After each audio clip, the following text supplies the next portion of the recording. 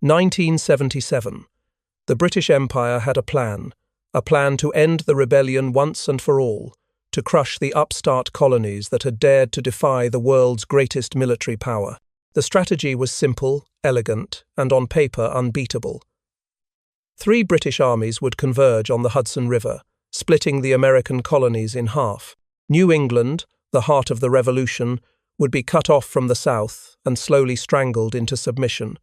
It was supposed to be swift, decisive, inevitable. The man chosen to lead the northern advance believed it was destiny. His name was John Burgoyne. Burgoyne wasn't just a general, he was a performer. Tall, charming, and impossibly confident, he was the kind of man who entered a room and made everyone believe he was born to command. He wrote plays for the London stage, gambled with dukes, and dined with kings. To his peers, he was a gentleman of taste and intellect. To his soldiers, he was Gentleman Johnny, a commander who promised victory with style. When he left England in the spring of 1777, he did so like a man setting out for a triumphal procession, not a campaign. He carried fine wine, silver cutlery, and a personal library. He would conquer America, and he would do it with grace. The plan he carried was ambitious. Burgoyne would lead his army of nearly 8,000 men south from Canada, down Lake Champlain and the Hudson Valley, seizing every fort and town in his path until he reached Albany. There, he was supposed to meet General Howe marching north from New York City, and Barry Street Leger coming east from the Great Lakes. 3 British armies, 1 grand convergence, the colonies split in 2. But war has a way of mocking perfect plans, and this one would unravel with devastating precision. In the rebel colonies, the mood was grim.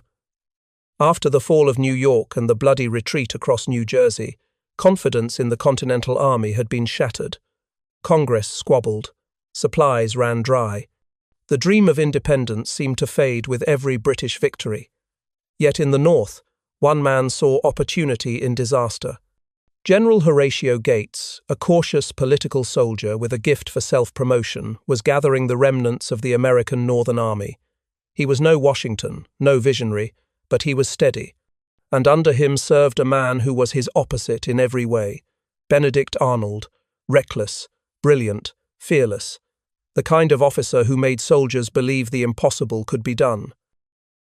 As Burgoyne's red-coated columns began to move south through the forests of upstate New York, cutting roads through the wilderness, dragging cannon across swamps, he must have believed he was marching into history.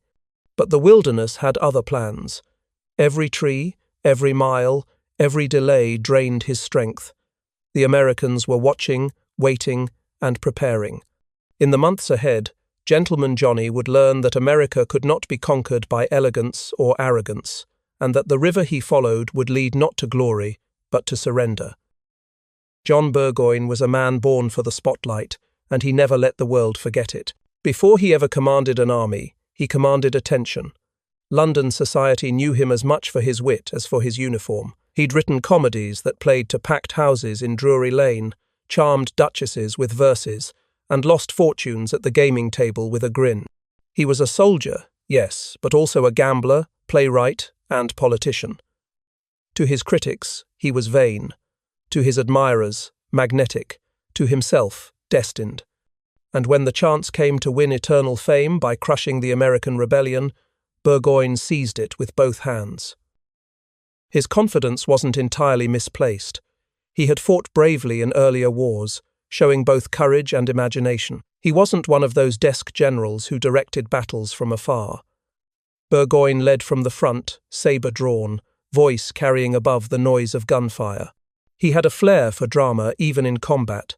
Some said he fought as if the world were watching, and in his mind, it always was. That theatrical confidence made him seem invincible, and perhaps that's why London trusted him with the most daring plan of the war.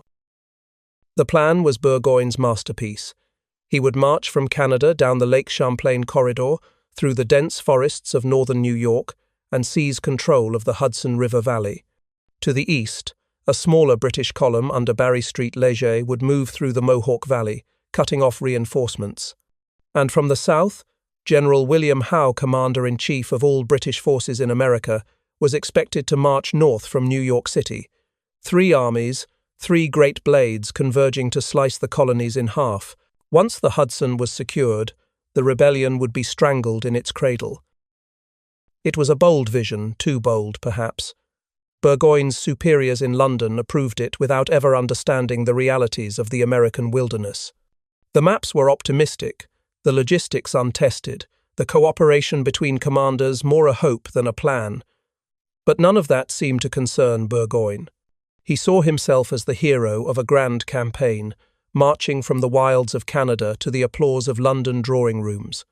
He imagined dispatches read before Parliament, the King's praise, the cheers of the Empire. He even brought along journalists and artists to record his triumph. It was to be war as spectacle, order, discipline, and glory against the chaos of rebellion.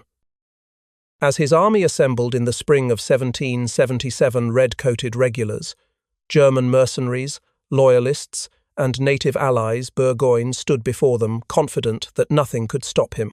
"This army," he declared, "will conquer wherever it marches." The words were met with cheers, but somewhere in the forest ahead, unseen and silent, an American rifleman was already taking aim at that arrogance. Burgoyne's invasion would not be the parade he envisioned. It would be a slow descent into the unforgiving heart of a continent that did not want him there. By the start of 1777, the American Revolution was on the brink of collapse. The euphoria of independence had long faded, replaced by hunger, exhaustion, and fear. The defeats in New York and New Jersey the previous year had shattered the illusion that courage alone could stand against British discipline. Washington's army had been chased across the countryside like a hunted animal, its numbers dwindling, its morale broken. Only a handful of desperate victories at Trenton and Princeton kept the cause alive.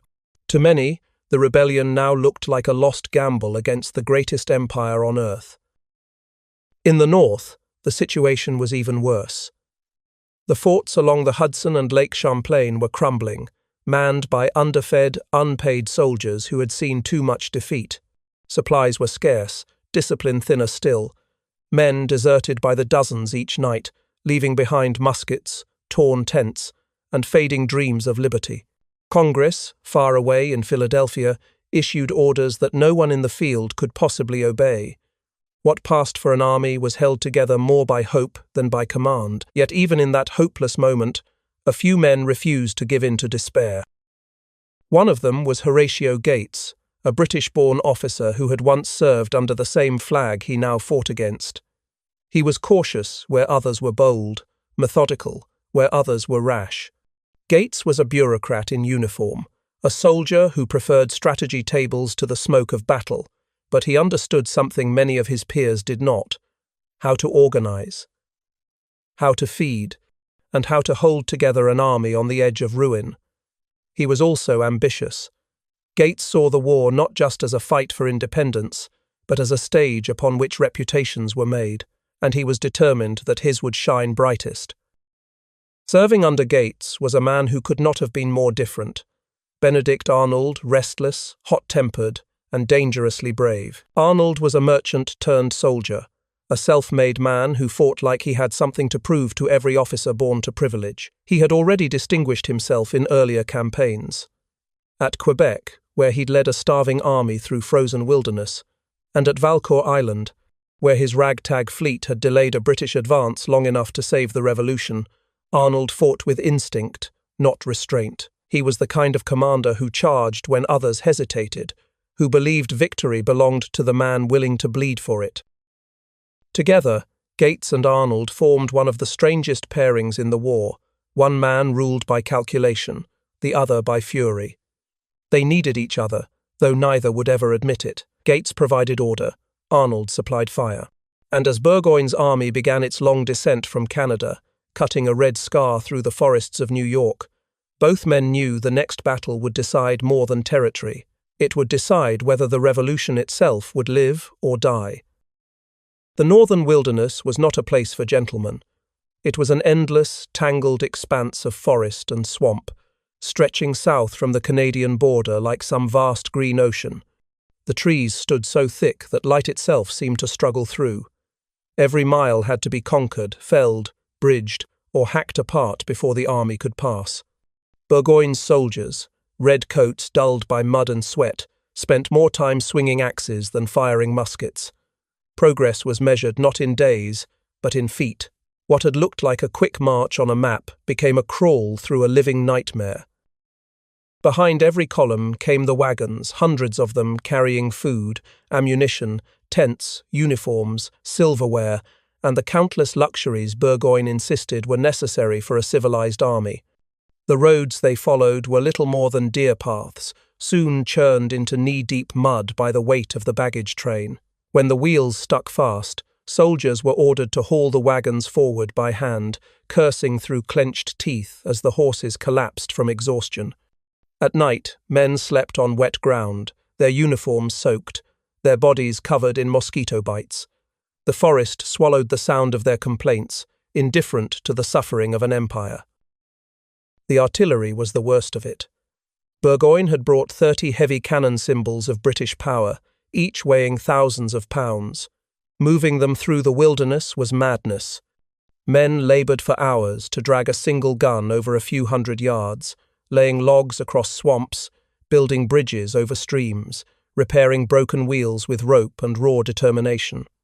They cut a new road where none existed, carving a path through the wilderness that still bears their name.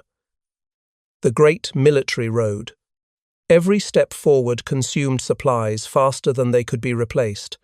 For every mile gained, Burgoyne's army lost a little more of its strength. Yet the general refused to slow.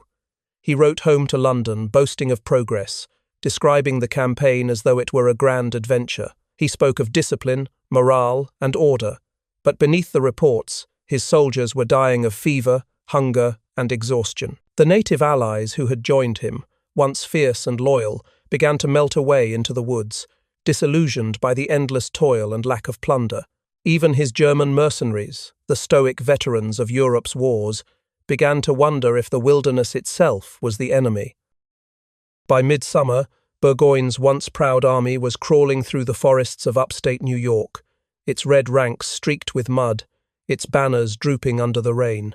What had begun as a march of conquest now looked more like a slow-motion defeat. The general still believed the rebellion would end with a single decisive victory, but each fallen tree, each broken wheel, each drowned horse whispered the truth. The wilderness was already winning.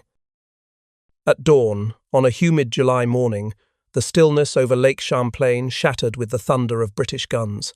Smoke rose above the trees as Burgoyne's army closed in on Fort Ticonderoga, the American stronghold that once symbolized defiance and pride. The fort had been captured from the British 2 years earlier, a rare and glorious victory for the young republic. Now, the tables had turned. Burgoyne's engineers had dragged cannon up the steep heights of Mount Defiance overlooking the fort, a position the Americans had deemed impossible to occupy. When the first shells came crashing down from above, the truth became clear. Ticonderoga was indefensible. Inside the walls, panic spread like wildfire. General Arthur St. Clair, commanding barely 2,000 weary troops, looked out at the British guns on the heights and knew what they meant. The fort's walls, once strong, were now death traps. Burgoyne didn't need to storm the place, he could simply rain destruction from above until every man inside was dead.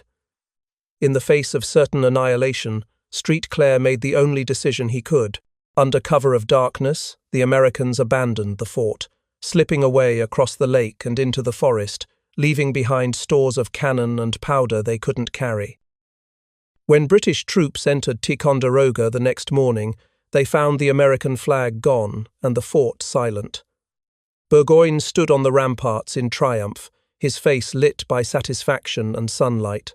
He'd captured one of the most famous fortresses in North America without losing a single man. In London, it would be hailed as a masterstroke, the empire's reassertion of dominance, proof that rebellion could not stand against professional might. For Burgoyne, it was confirmation of everything he already believed about himself, that he was destined for glory, that his plan was unfolding exactly as it should. He ordered salutes fired and dispatches written, certain that within months he'd march into Albany and end the war. But the victory carried a hidden cost. The chase that followed through forests and across rough country sapped his army's strength even further. The Americans might have fled, but they had not been destroyed. They melted into the wilderness, cutting trees, destroying bridges, turning every stream and ridge into an obstacle. As Burgoyne advanced, his supply lines stretched thin, and his army slowed to a crawl. The same wilderness that had swallowed his artillery now began to swallow his momentum. News of the loss of Ticonderoga hit the Continental Congress like a thunderclap. Panic rippled through Philadelphia. Newspapers called it a shock to the very heart of America. Critics demanded to know how such a symbol of liberty had fallen so easily. For a moment, it seemed the revolution itself might unravel. But in the shadows of that defeat, something unexpected took root: anger. Determination. The belief that the British advance could, and must, be stopped. Ticonderoga had fallen, yes, but it lit a spark in the forest. And soon, that spark would grow into a fire no army could extinguish. By late summer, the wilderness had turned against Burgoyne. The same vast forest that had once seemed a stage for triumph now felt like a trap closing around him. His men hacked at trees, built bridges, repaired roads, and still they advanced at a crawl. Each mile south stretched his supply lines thinner, each river crossing drained his reserves. Wagons carrying food and powder had to travel hundreds of miles back to Canada, over roads that were little more than mud tracks. Horses died by the dozens. Soldiers were reduced to half rations, their uniforms ragged, their boots worn through. The Grand March from Canada had become a desperate crawl through hunger and exhaustion. Burgoyne's native allies, once a key part of his strength, began to vanish into the trees. They had joined expecting plunder, speed, and victory, not endless labour and starvation. When British scouts demanded they keep fighting, they melted away in silence, following the same invisible paths that had always belonged to them. Even the loyalists who had once cheered Burgoyne's advance grew fearful. His promises of swift success now rang hollow, replaced by rumours of defeat and whispers of ambushes lurking ahead. The wilderness devoured not only his supplies, but his allies, leaving him increasingly isolated and blind. For the Americans, this was the moment everything changed. The retreat from Ticonderoga had been humiliating, but in its wake, something fierce was awakening. Local militias, farmers, trappers, and woodsmen who knew every ridge and stream began to gather. They didn't march in neat lines or wear uniforms. They moved silently through the forests, striking where the British were weakest, vanishing before the drums could sound the alarm. They ambushed supply convoys, sniped at officers, and burned bridges behind the advancing army. The wilderness that slowed the British became the Americans' greatest ally. It wasn't just warfare, it was revenge. Stories spread through the countryside of families burned out of their homes, of villages destroyed by Burgoyne's foragers, of a young woman named Jane McCrea, murdered and scalped by native warriors allied with the British. The details blurred in the retelling, but the outrage was real. Men who had stayed on their farms now shouldered muskets and joined the militias. To them, Burgoyne was no longer a distant general marching on a map. He was an invader, and the woods would bleed him dry. By August, every step forward came at a terrible cost. Scouts reported movement in the trees, fires at night, and the echo of musket shots from unseen hands. The once grand army of red and gold moved nervously, its discipline fraying under invisible pressure. Burgoyne still believed he commanded the situation, that the Americans would scatter before a decisive blow, but the truth was already written in the forest floor, in the ruts carved by starving men and dying horses. The wilderness had begun to devour his army whole, and by the time he realized it, there would be no way out. In mid-August, the thunder came not from the sky, but from the hills of Vermont. Burgoyne, desperate for supplies, had sent a detachment of nearly 1,000 men under Lieutenant Colonel Friedrich Baum toward the small town of Bennington. Their orders were simple: seize food, horses, and wagons from the rebel countryside. It was a routine foraging mission, the kind imperial armies had carried out 100 times before. But this time, the countryside was ready. Word spread like fire through the valleys. Farmers left their ploughs in the fields. Blacksmiths dropped their hammers. By the time Baum's redcoats and German dragoons approached Bennington, hundreds of armed men were already waiting in the woods, led by a veteran of Bunker Hill named John Stark. Stark was no gentleman soldier. He had fought the French, the Indians, and the British, and he commanded not by rank but by respect.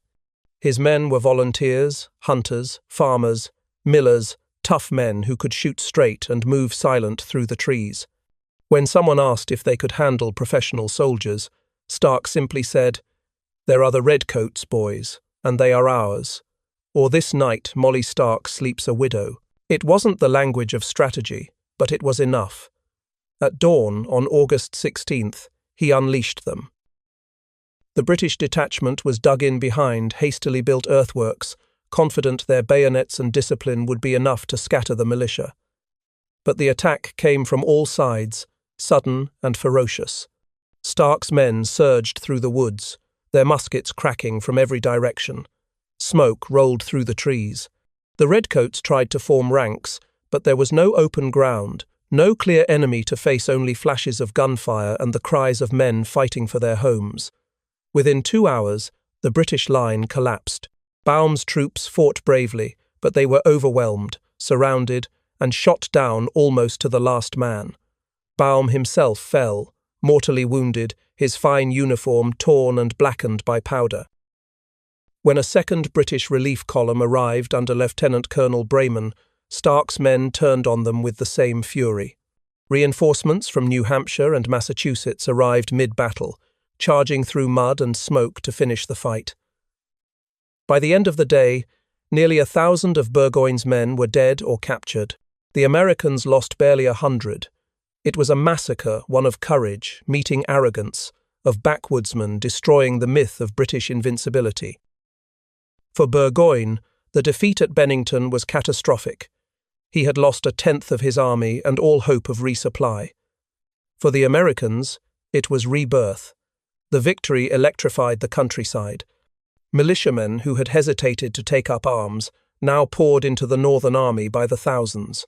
Gates suddenly found himself commanding a force that was no longer retreating but advancing.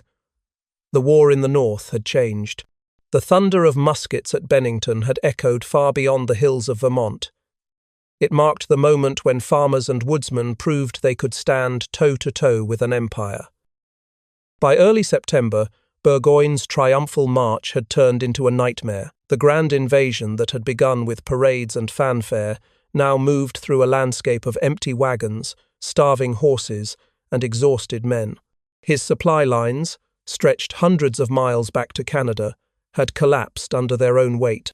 There was no bread, no forage, no rum to steady the nerves of men who had marched for months through mud and blood. His native allies were gone, his German mercenaries muttering of bad omens. The army that had once looked unstoppable was now a ghost of itself, half-starved, half-mad, trudging through a wilderness that seemed determined to swallow it whole. Burgoyne refused to see it. He dined each evening with silver cutlery, still wearing his powdered wig and immaculate uniform, as though decorum could disguise disaster. Officers toasted Gentleman Johnny, pretending not to notice the thin soup in their bowls or the hollow eyes of the soldiers outside their tents. He wrote letters to London describing steady progress, carefully omitting the ambushes, the desertions, the dead left unburied along the trails. Pride wouldn't allow him to admit that his campaign, the elegant masterpiece of strategy, was unravelling thread by thread. But the greatest betrayal came not from the wilderness or the rebels, but from his own command. The plan had always depended on coordination.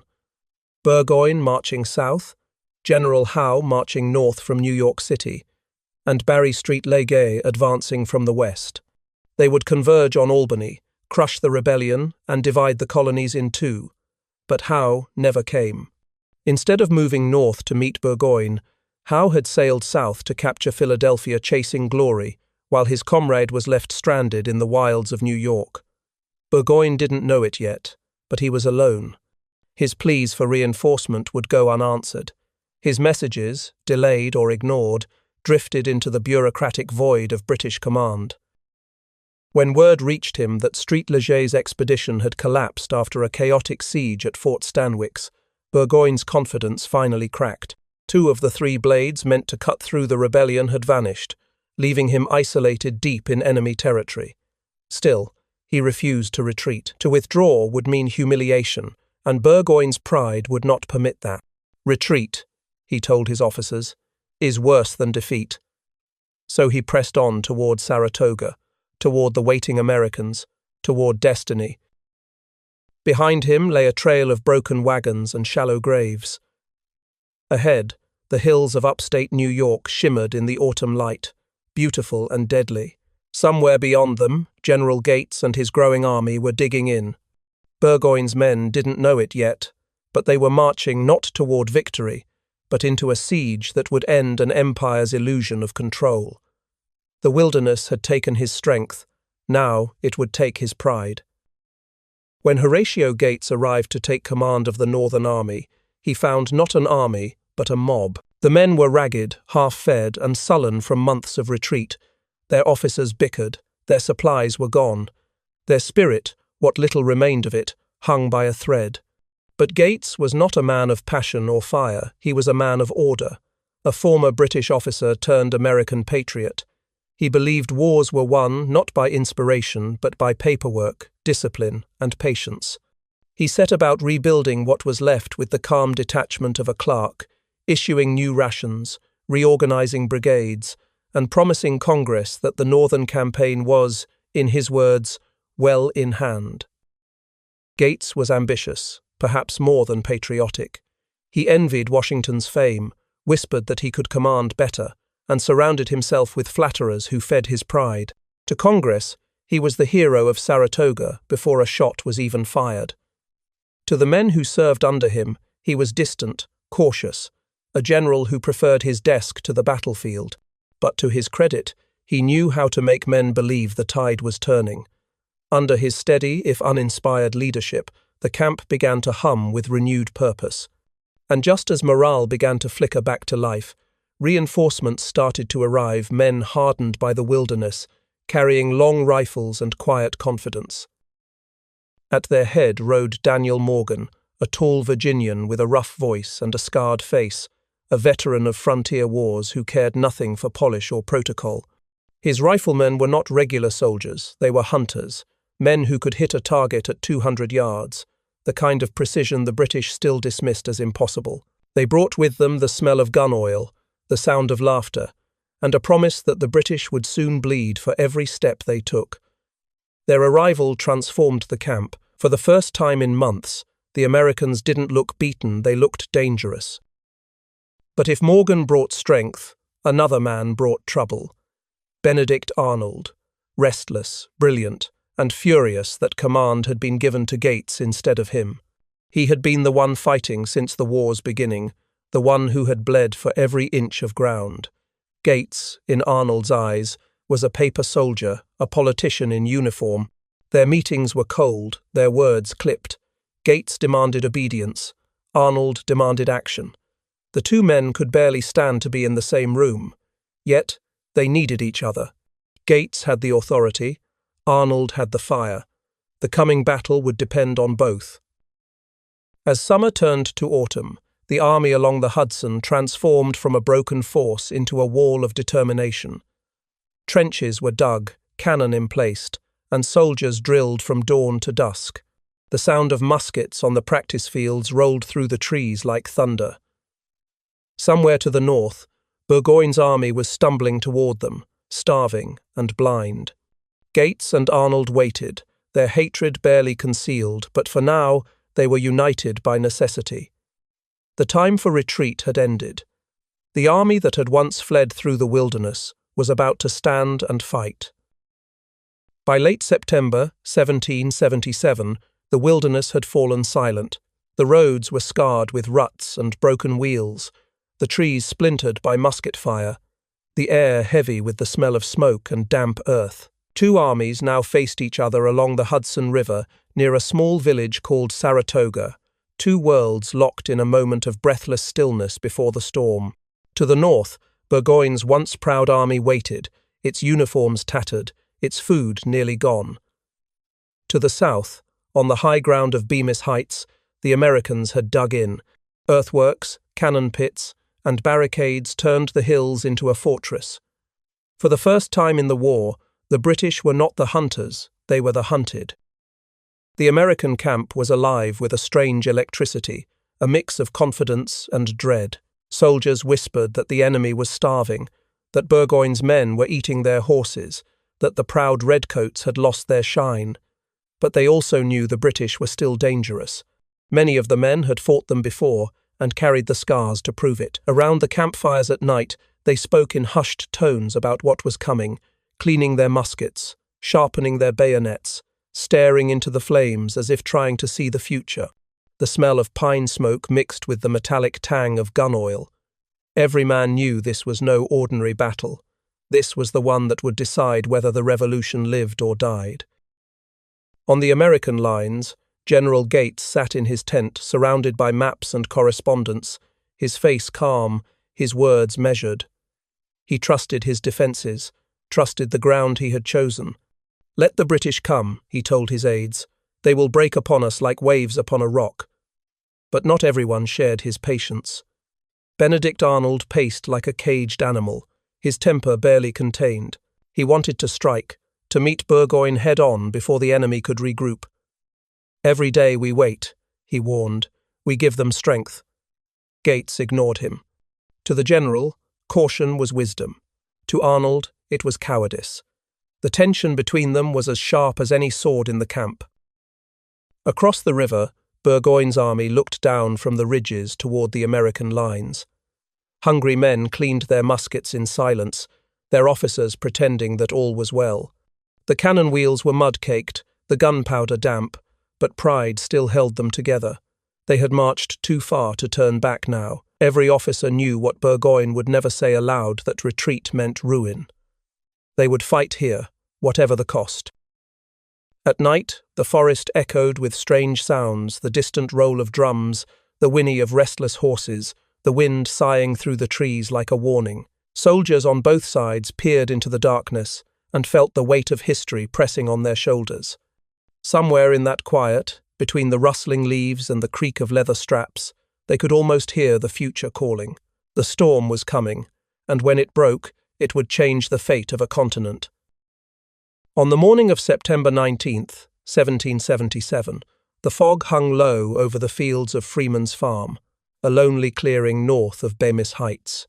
Dew clung to the grass, muskets glinted in the half-light, and the sound of drums carried through the trees like distant thunder. Burgoyne's army, hungry but disciplined, began to move forward. Lines of red and blue coats advanced through the woods, their bayonets catching the morning Sunday. They believed this would be a simple engagement, a push to drive back the rebels and clear the road to Albany. What they met instead was fury. Daniel Morgan's riflemen struck first. Hidden among the trees, they waited until the British came within range, then fired with deadly precision. One by one, British officers fell, their commands cut short by the sharp crack of long rifles. The redcoats tried to form ranks, to fight as they had been trained in the open fields of Europe, but the forest swallowed order. Every step forward was met by gunfire from unseen hands. When Burgoyne's men finally broke through the tree line and into the clearing, they found not a rabble, but an army waiting for them, an army led by Benedict Arnold. Arnold rode along the American lines like a man possessed. His voice carried above the roar of muskets, urging his men forward.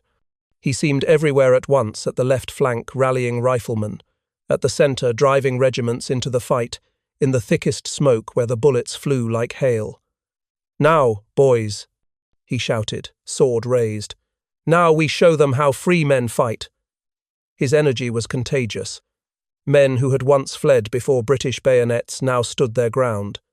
For hours, they clashed in the woods and fields around Freeman's Farm, advancing and retreating in deadly rhythm, the air filled with powder smoke and screams.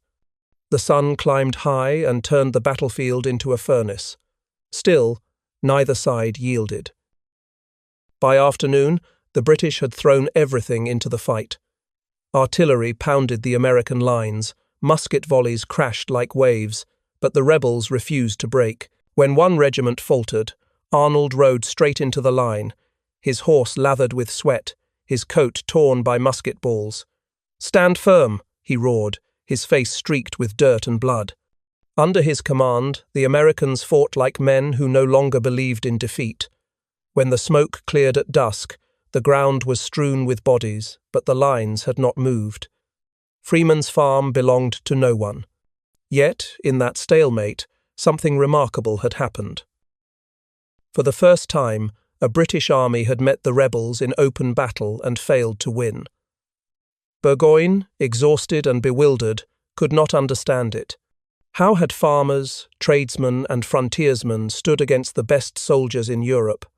As night fell, his men dragged the wounded from the field in silence, too tired to cheer their survival. Across the river, the Americans lit fires and tended their dead. They had not been driven from the field, and that alone was victory. Freeman's Farm proved that the British could be stopped, that courage and conviction could hold the line. The myth of British invincibility had cracked, and through that crack, hope began to pour in. Night fell heavy over Freeman's Farm, a suffocating stillness broken only by the groans of the dying. Between the lines, thousands of bodies lay where they had fallen, sprawled across the trampled fields, their blood turning the soil dark. The air reeked of smoke, sweat, and decay. Neither army dared to venture out to bury the dead.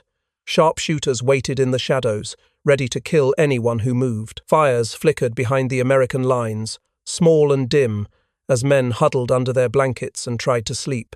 Some whispered prayers, others stared into the dark, unable to close their eyes. Both armies dug in, shovels scraped against rock and root as soldiers deepened trenches and raised fortifications. Cannon were dragged into new positions, muskets were cleaned and stacked, ready for the dawn. But there would be no dawn assault. Burgoyne's army was bleeding from the inside, half its rations gone, half its ammunition spent. The men's faces were gaunt, their uniforms stiff with grime. The rain came and went, turning the ground into a sucking mire. Horses died in the mud, left to rot where they fell. The proud army that had marched from Canada now looked like a wreck clinging to the edge of survival. In the American camp, confidence mixed uneasily with exhaustion. The soldiers knew they had stood their ground, but at a terrible cost. Hundreds lay wounded in makeshift hospitals, their cries echoing through the night. And in the centre of camp, beneath the canvas roof of the command tent, a different kind of battle was raging. One fought with pride, suspicion, and words.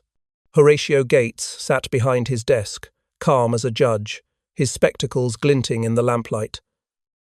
Across from him stood Benedict Arnold, trembling with fury. Arnold demanded to strike again. He swore the British were broken, that another attack would finish them. Gates refused. He spoke of caution, of conserving strength, of holding the lines. Arnold accused him of cowardice. Gates accused him of insubordination. Their voices rose, spilling into the night, drawing the attention of officers outside the tent. At last, Gates had enough. "You are relieved of command," he said coldly. "Leave my presence, sir." The words hit like a musket shot. Arnold stood frozen for a moment, his hands clenched, his face pale with rage. Then he turned and stalked into the darkness, his future suddenly untethered. But even stripped of authority, Arnold's presence could not be silenced. The men still looked to him, still whispered his name with admiration. They had seen him on the field, fearless and unbreakable, and they trusted him more than the general in his tent. As the night deepened, rain drumming on the canvas, the lines between heroism and defiance began to blur. The next battle was coming, everyone felt it, and when it did, no order from Horatio Gates would keep Benedict Arnold from the fight. He had been cast aside, but destiny was not done with him yet. October 7th, 1777. The morning dawned grey and cold, the mist clinging low over the fields near Bemis Heights. In the British camp, officers spoke in hushed tones, faces drawn with hunger and dread. Burgoyne had waited too long. His supplies were gone, his men weak, his allies silent. Yet retreat was unthinkable. Pride still ruled where reason should have spoken. So, with desperation tightening around his throat, Burgoyne gave the order, advance.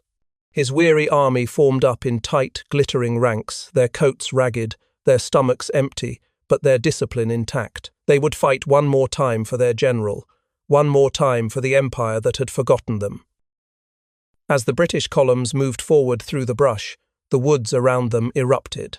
American skirmishers, hidden in the trees, poured musket fire into the advancing line. Cannon thundered from the heights. The neat red ranks wavered, stumbled, and closed again under the iron discipline of officers, shouting above the chaos. Burgoyne himself rode at the front, his face pale but resolute. He had no choice now but to push on. Every step forward was a gamble, every volley a plea to fate. And fate, that morning, had already chosen sides. Back at the American camp, Horatio Gates sat composed, convinced the enemy's attack would crumble against his defences. He issued calm orders, confident his position would hold. But in the distance, the sound of battle grew louder, more intense, more urgent. Soldiers came running from the front lines, shouting that the British were pressing hard. Gates hesitated, unwilling to commit his reserves. Then, through the smoke and confusion, a familiar figure appeared, Benedict Arnold. Furious, defiant, unstoppable. He had no command, no orders, no right to act, but he could not stand by while men died. Spurring his horse, he rode straight toward the sound of the guns. Arnold burst onto the field like a storm. He shouted for his men, and they came cheering, surging forward with renewed fury. He rode up and down the lines, his sword flashing, his voice carrying above the din. "Come on, boys," he roared. "Victory or death." He led charges through musket smoke and cannon fire, rallying men who had begun to waver. When a regiment faltered, he wheeled his horse and plunged into the fight, musket balls whistling past his head. Wherever Arnold went, the line held. Wherever he pointed, the British gave ground. Burgoyne's army began to crumble. The redcoats who had marched across continents were now falling back step by step, their formation shattered by the relentless American assault. Arnold, wild with fury and triumph, drove them toward the fortified position at the Bremen Redoubt. Leading a final charge, he leapt his horse over the barricade, his men swarming behind him. A musket flashed. Arnold fell, his leg shattered beneath his horse.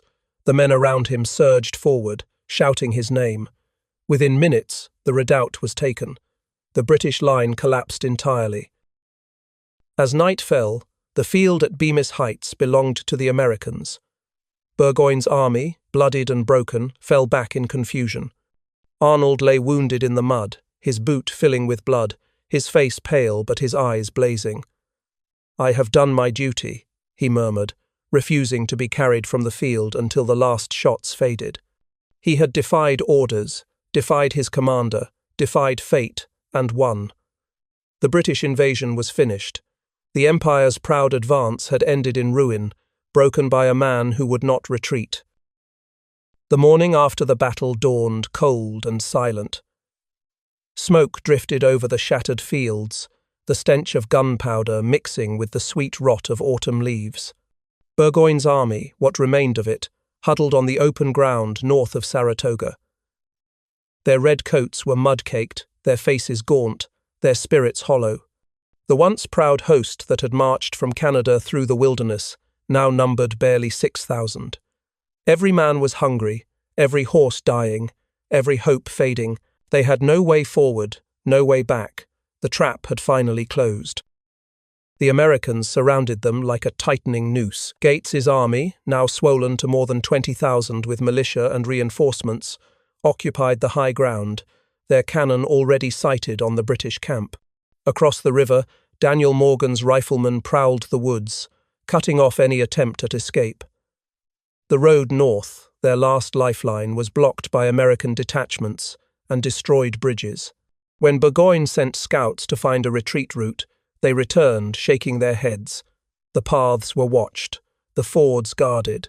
The wilderness that had once slowed his march now sealed his doom. For a few days, Burgoyne tried to hold his dignity. He walked the lines in his powdered wig and blue coat, speaking softly to his men, promising relief that he knew would never come. He ordered rations distributed evenly, but there was almost nothing left to give. The soldiers boiled strips of leather from their packs for food, dug for roots, and drank muddy water from the river. At night, fires burned low to conserve fuel. The men sat in silence, listening to the distant rumble of American guns echoing through the trees. The empire that had once stretched across the world was starving in a field in New York. Burgoyne's officers begged him to surrender, but pride held him prisoner longer than any army could. To yield to rebels, to lay down arms before farmers and militiamen, it was unthinkable. He had once written plays for London stages, charming audiences with wit and poise.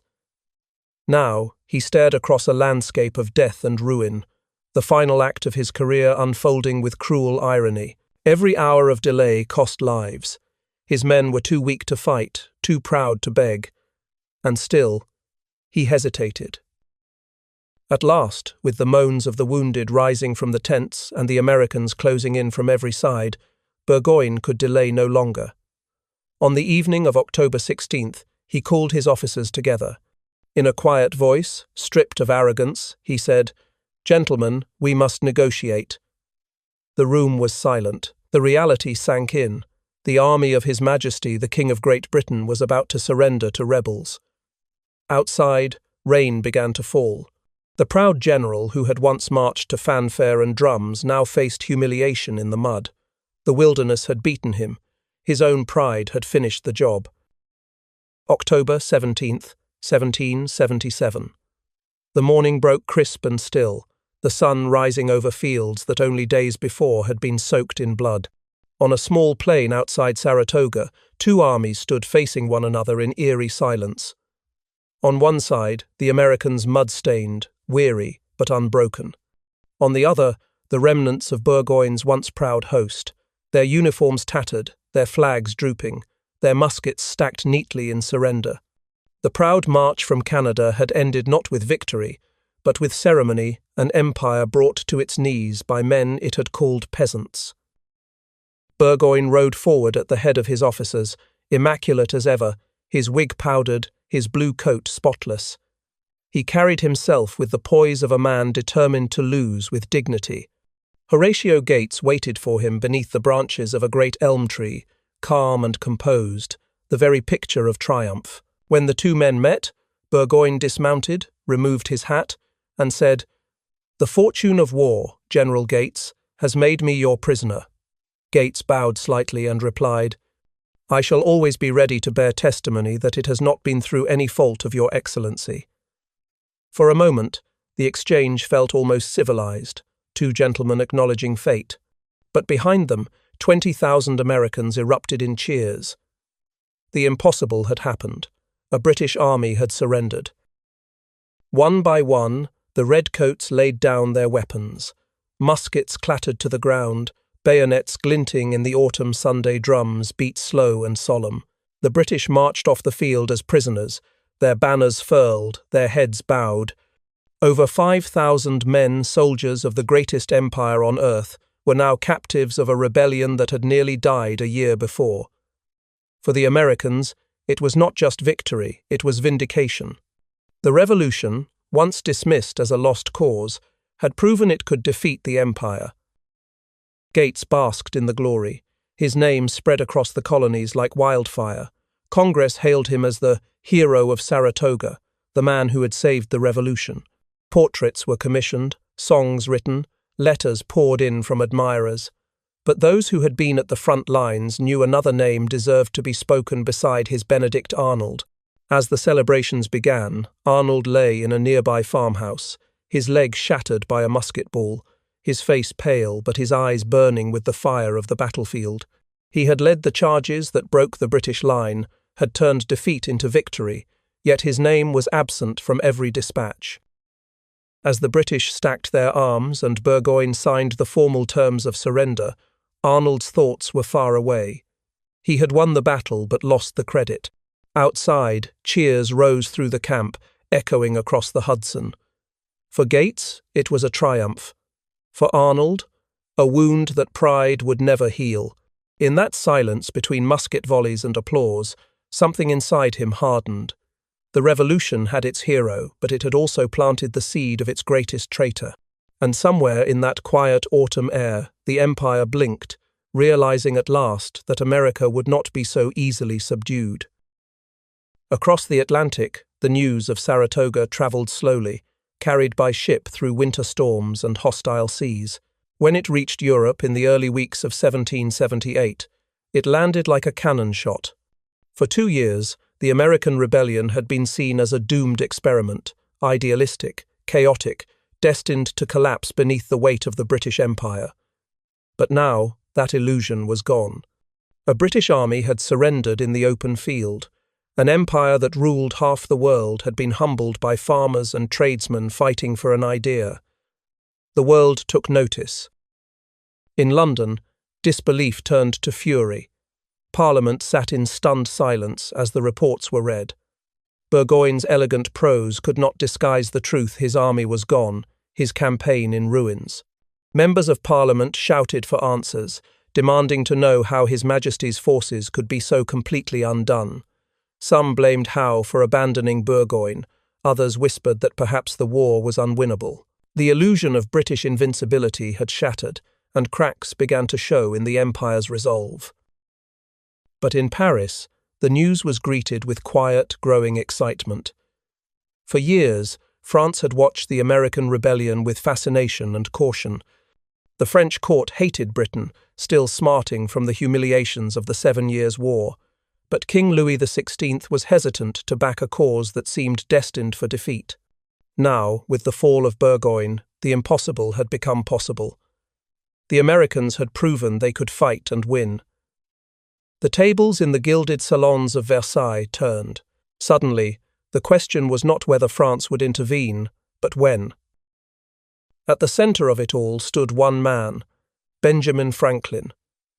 70 years old, dressed not in court finery but in plain homespun, he had become a sensation in Paris. The philosophers admired his wit, the ladies adored his charm, and the politicians feared his subtle genius. Franklin knew the moment had come. With the news of Saratoga in hand, he pressed the French foreign minister, Vergennes, with quiet intensity. "You see," Franklin said, "we can stand on our own, but together we can end Britain's tyranny." The argument was irresistible. Within weeks, negotiations moved swiftly. France would recognize the United States as an independent nation and enter the war as its ally. Spain, ever watchful, soon followed in spirit, if not in name. When the Treaty of Alliance was signed in February 1778, church bells rang in Paris. Across the ocean, Washington's soldiers, starving in the snows of Valley Forge, had no idea yet, but the revolution had just been given new life. Saratoga had done more than win a battle. It had brought the might of Europe to America's side. The empire had blinked, and in that hesitation, a new world was born. In the months after Saratoga, the glow of victory spread through the colonies, like sunrise after a long storm. Bells rang, toasts were made, and Congress declared days of thanksgiving. The name on every tongue was Horatio Gates, the hero of Saratoga, the savior of the Revolution. His portraits hung in parlors, his letters were printed in newspapers, his praises sung from pulpits. But behind that polished image, Gates's pride swelled like a storm cloud. He basked in glory that was not entirely his, convincing himself that his calm leadership and cautious wisdom had delivered victory. To him, Benedict Arnold was a reckless subordinate, a useful tool, perhaps, but dangerous when unsupervised. For Arnold, lying in bed with his shattered leg still healing, the praise for Gates was a knife twisting deeper each day. The dispatches from Saratoga barely mentioned his name. The man who had led the charge, who had turned defeat into triumph, had been written out of the story. Visitors came to congratulate him on his gallantry, but their words were hollow. He could not walk, could not ride, could not fight, and worst of all, he could not forget. pride and bitterness began to fuse into something darker. Congress, ever swayed by politics and vanity, fed the fire. Gates's allies in Philadelphia whispered that he should replace Washington himself. They called him the People's General, a man of intellect rather than audacity, a leader who brought victory without risk. Flattered, Gates began to believe it. Letters circulated quietly through the halls of Congress questioning Washington's judgment, his endless retreats, his defeats. The victory at Saratoga became a weapon in a battle for power that had nothing to do with the British. Meanwhile, Arnold's world was unraveling. His debts mounted, his reputation soured. He had risked everything for a country that now ignored him. As he recovered, he brooded on the injustice, the hypocrisy, the ingratitude of men who had never seen battle. "They reap the harvest," he wrote bitterly, "and I am left the field." When at last he returned to duty, it was not with pride but with resentment burning behind every salute. The revolution he had once fought for with boundless faith now felt like a betrayal. In that bitterness lay the seed of treason. It would not sprout overnight, it would grow slowly, watered by humiliation and neglect. Years later, when the name Benedict Arnold would become a curse whispered through history, its roots would trace back to this moment. The triumph at Saratoga that gave America hope and broke one of its bravest sons. Victory had saved the revolution, but it had also set in motion its most tragic fall. The fields of Saratoga grew quiet after the guns fell silent, but the echoes of that battle carried across continents and centuries. It was the moment when the impossible became real, when a rebellion of farmers and shopkeepers proved it could stand against the greatest military power on earth. Saratoga was not merely a victory, it was the turning point of the American Revolution, the day the tide turned from survival to triumph. In its smoke and blood, a nation was born, and the world took notice. The lessons of Saratoga lay not only in strategy, but in the men who shaped it. Horatio Gates, the cautious general, won by standing still, by letting the enemy exhaust itself against earth and will. His discipline saved the army when rashness might have doomed it, yet his pride after victory nearly poisoned everything he'd built. Benedict Arnold, reckless and relentless, fought like a man possessed, defying orders and fate alike. His courage broke the British line, his fury nearly broke the army's unity. He was the fire that burned too bright, the spirit that made victory possible but could not coexist with command. And John Burgoyne, the elegant general who began his march with music and champagne, ended it starving and humiliated. His pride blinded him until the very moment it destroyed him. Together, their stories form the anatomy of Saratoga, the balance between caution and daring, pride and humility, discipline and passion. No single man won the battle. It was a collision of wills, of virtues and flaws that somehow aligned at just the right moment. The British lost not because they lacked bravery, but because they underestimated the determination of a people who refused to yield. The Americans won because one general would not retreat and another would not obey. From that day forward, the revolution changed. France entered the war, Britain faltered, and the dream of independence took root in the minds of men far beyond the battlefield. The victory at Saratoga gave the colonies something they had never truly possessed before: belief. It was proof that courage and conviction could shape history, that even in the face of empire, the will to be free could not be broken. Years later, when the war was long over and the fields had grown over with grass and wildflowers, travellers would still find musket balls buried in the soil and rusted bayonets half swallowed by the earth. They were relics of the day America's destiny turned a reminder that freedom had been bought not by perfection, but by the flawed courage of men who refused to give up. Saratoga was the first great victory of the United States, and in its triumph, it taught a new nation the cost and the meaning of liberty.